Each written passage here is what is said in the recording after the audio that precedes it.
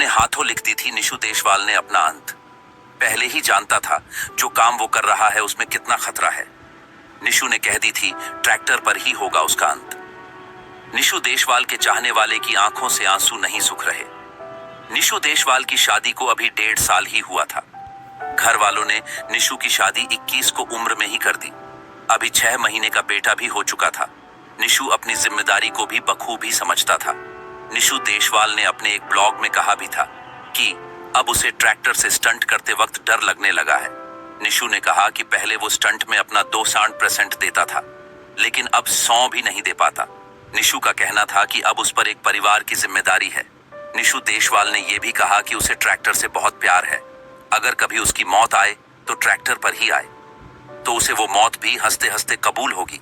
लेकिन निशु की मौत से उसके परिवार टूट गया है। निशु को पत्नी को कल से होश भी नहीं आया है।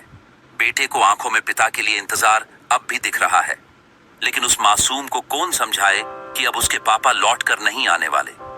जिस ट्रैक्टर पर निशु देशवाल को खुद से भी ज्यादा भरोसा था, वही निशु के लिए मौत का कारण बना। घर बड़े भाई से कहकर निकला था कि आज कुछ बड़ा धमाल करने वाला हूं, लेकिन किसी को शंका नहीं थी कि आज निशु का आखिरी दिन है। निशु परिवार में सबसे छोटा था। उसे ट्रैक्टर पर स्टंट करने का बचपन से ही शौक था और उसके पापा ने उसे शौक पूरा करने के लिए स्पीकैल ट्रैक्टर लाकर दिया था, जिसे निशु ने अपने हिसाब से मॉडिफाइड करवाया। और उसी ट्रैक्टर को वजह से निशु के यूट्यूब पर 13 लाख सब्सक्राइब थे, जिन्हें निशु अपना परिवार मानता था।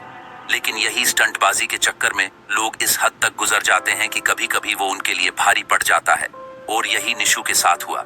सोमवार सुबह भी वह स्टंट के लिए गांव के खुले खेतों में यमुना किनारे आया था। यहाँ उसने ट्रैक्टर से कई स्टंट किए, यहाँ तक कि वो कई वीडियो बना चुका था, लेकिन आखिर में संदिग्ध परिस्थितियों में उसका बैलेंस बिगड़ गया और ट्रैक्टर उसके ऊपर गिर गया, जिससे उसकी मौत हो गई। वीडियो को ज्यादा से ज्यादा शेयर करें ताकि और भी इससे भी एक सबक ले सके।